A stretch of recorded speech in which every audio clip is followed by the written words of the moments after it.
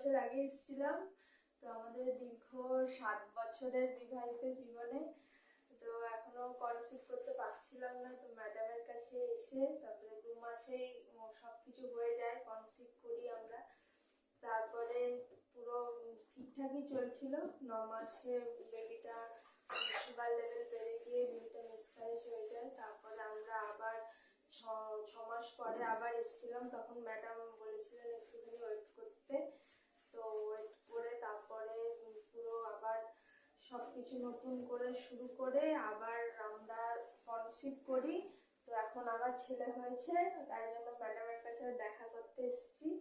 তো আমি সবাইকে এটাই বলবো, ম্যাডাম যেভাবে বলবে, যেরকম বলবে সেরকমভাবে চললে অবশ্যই সন্তান হবেই, যদি মন